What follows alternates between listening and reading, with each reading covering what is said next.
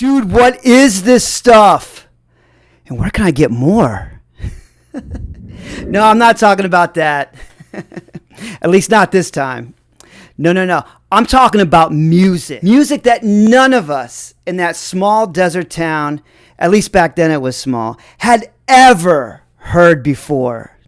Looking back, many people hated the style and the delivery of this type and genre of music, and they still do.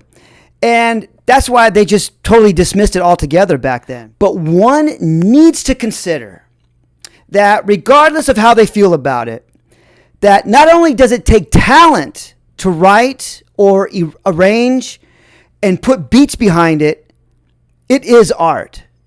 But more than that, to me at least, it was bringing to light a reality and a life that not only existed and was obscured back then, but still exists today.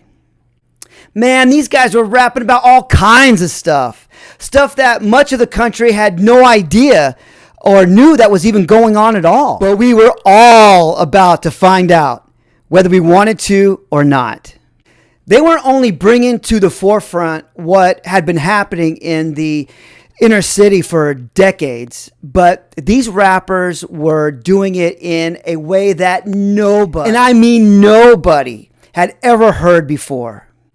And the reason that nobody had ever heard it done like that before was because nobody had ever done it like that before. All I knew was that when I heard it for the first time in art class, before our teacher could walk over to her little radio and push stop, I heard enough to know that this stuff was incredible. I loved it. And I had to get my hands on that tape no matter what. And I wasn't leaving that classroom without it.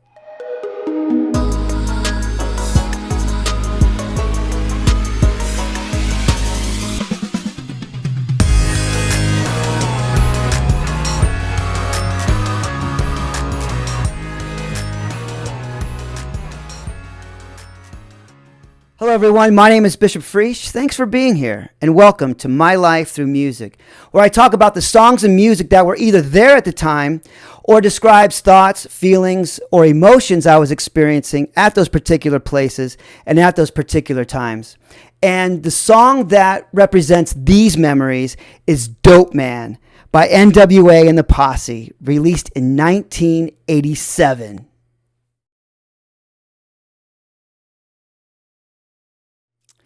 One of the many definitions I found for the word art is the quality, production, expression, or realm, according to aesthetic principles, what is beautiful, appealing, or of more than ordinary significance.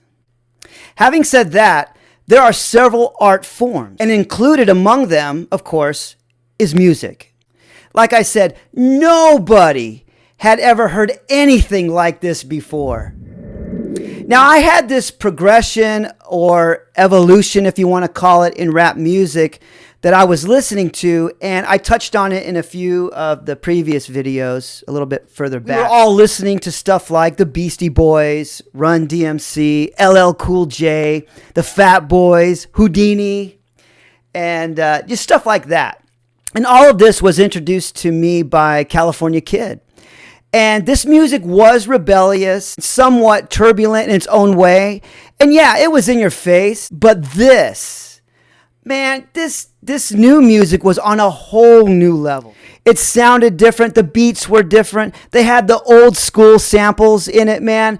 And the delivery. Man, they did not give a... dropping F-bombs all over the place. Using other words, explicit sexual content, graphic description, and even the way they were talking about the police. I mean, all of it. All of it was radically new, and instead of just pushing it a little, these guys pushed it all the way. And a lot of us, we ate it up. We couldn't get enough. So by this time, things could not have been going any better for me. I had a new car, a brand new, off the lot sky blue 1988 Nissan Sentra. Thank you very much. I had a girl. I had a great group of friends to hang out with, party with, and exchange music with. I mean, what more could you ask for at 17 years old? Things were going great. I even had a solid C- GPA, which barely kept me eligible for football. And one of the classes that helped me maintain that solid C- GPA was art class. I remember art class being in the afternoon. Yeah, I'm pretty sure it was sometime after lunch. You know that feeling in the afternoon? Especially after lunch, man. In this Arizona heat. Man, you know that feeling, right? You've got a full stomach. You don't feel like doing anything, right? Well, thank God for art class. By the way, has anyone ever had an art class they didn't like? Or had an art teacher they didn't like or wasn't cool? Never. I even had an art teacher in college. The first time? No, it was the second time. Who was super cool. Well, it was art history, actually. But still, one of the coolest classes I'd ever taken. I even remember writing a paper on the dome in Florence. Yeah. She gave me an A on that. Really cool teacher. But I digress. She was awesome. And so was this art teacher in high school. She was so cool. She even had a radio in her classroom that she would just leave on and let us listen to while we were in class. I think she just kept it on like a local pop station because it was safe. But it was cool anyways because there was music. And that was awesome. It was a real laid-back class with a real laid-back atmosphere. You know, everything was just kind of loose, you know. You could stand up, you could walk over, you can talk to your friends a little bit, as long as you weren't making a big deal about it. It was just a cool, positive place where if you wanted to, you could actually lose yourself into whatever you were doing and nobody made fun of you. It was just a real positive atmosphere. One random day, as I was just staring down at the reflection of the fluorescent lights, just reflecting off of the linoleum floor, our teacher introduced us to a new student in class. And he was a taller dude with long black hair, baggy pants, baggy shirt. I think he might have even been wearing like a jersey.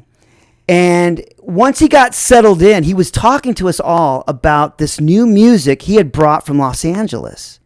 And California Kid and I were like, what? And we went over to his table, which was just a few feet from us, and we just started listening to him describe this music. And he was doing it quite passionately. And he went on and on and on about this music, which made us even more curious. Finally, one of us blurted out, "Hey, Mrs. Art Teacher, can we listen to his cassette on your radio?" And it took a little bit of persuasion, but she finally said that we could. So he walked over to the radio, and he looks at it. He's studying it, you know, and he finds the switch to change it from radio to cassette. And then he plops the cassette in, and he rewinds it a little bit and put his finger on the play button. And while he was doing all of this, that entire side of the room just sat there facing him and the radio. And I remember just feeling so psyched and so excited to hear this, because if this music was half as good as he was building it up to be, I knew it had to be dope. Then his finger pushed play, and the beginning of Dope Man by N.W.A. and the Posse is what we all heard. And obviously, it was nothing that any of us had ever heard before. Our eyes opened up wide like, like half-cut oranges or something like that. We stood there like statues, just hypnotized, shocked, just listening and taking it all in. And we weren't the only ones. Our cool, awesome art teacher, who was the most lax teacher in the whole school, I'd say. She was taking it in too. Yeah, for a second, but then found herself staring right along with us.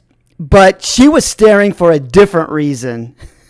She sat there stunned, momentarily just paralyzed, gazing into what looked like nothing. I remember looking over and she was just like, and we could see all over her face that she knew she had to turn that off, man. I mean, we all knew that she couldn't let that go on. I even winced a few times as I glanced over at her, almost like embarrassed. I mean, hearing this for the first time, it was incredible. But before she could walk over and push stop, I had heard enough to know that this stuff was amazing. It was incredible. And I loved it. And I knew I had to get my hands on that tape. And I wasn't leaving that classroom without it. After all the commotion settled, California Kid and I, we walked over to him. We said, yo, man, you got to let us borrow that tape. And he, kind of understanding at the time the importance of physically having the music in your hands, he was like, no way, man. And he was very adamant. He was like, I don't care how many times you ask me, I'm not giving this thing up, at least not for now. And we were like, oh, man. And I know that there are a lot of people, millions of people out there like me, where when you hear a song or music that resonates with you, you gotta have it. And you gotta have it now. And it wasn't as easy back then to just get music like that. I realized this peculiar characteristic all the way back when I was 11 years old. Check this out. A great friend of mine, still friends to this day, back in the day, we were on the phone and he was telling me about this record he had just got. And there was a song on that record that I loved. And I could only hear it, though, when it was played on the radio because I didn't have it. And he was talking to me and he was like, okay, yeah, man, the next time I come over to your house, I'll bring it and we can listen to it on your record player. And I was like, no, I want to hear it now. And I convinced him to play it while holding the receiver of his phone to the speaker so I can hear it on my end. And then I convinced him to play it again while I took the receiver of my phone and put it up to the speaker of that old tape recorder, the one that me and my mom were singing into way back when. And I pushed record and play, and I recorded that song through the phone. That's how bad I wanted this song. And of course, it didn't come out, really good, but I could barely hear it. And at that time and at that point, it was good enough. So 6 years later, when art class was over, and after walking real fast, trying to catch up to this guy, I'm going around people, I got my big old, bag with me that I never opened, never took any books out. And I catch up to him on the sidewalk, and I'm explaining to him with that same passion that I just talked about why I needed that tape, and I needed it today. And after 30 seconds of me just talking to him, he must have understood. And he must have been like a kindred spirit or something, because he just changed, in a flash, and he shook his head, and he reached down into his bag, he took it out, and he gave it to me. And of course, I told him, hey, look, man, I'll take care of it. You'll have it first thing in the morning. And I took it home and I made a copy for me and I made a copy for California Kid. And I gave it back to him the very next day, first thing in the morning, just as I promised. That tape had so many songs on it.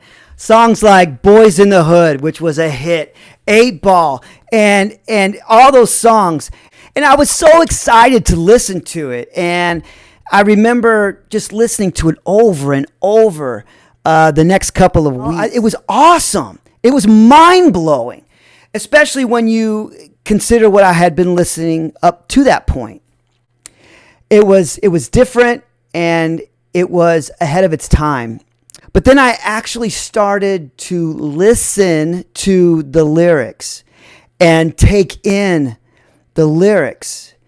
And I started to wonder, I mean, here I am in this small town in the middle of the desert, listening to these songs about drugs and about all the other things that I mentioned before. And yeah, I was familiar with drugs at the time, and that's all I'm going to say about that right now. But I didn't really know what was going on in the inner city. I didn't know what these guys were talking about. I didn't know what these guys were dealing with.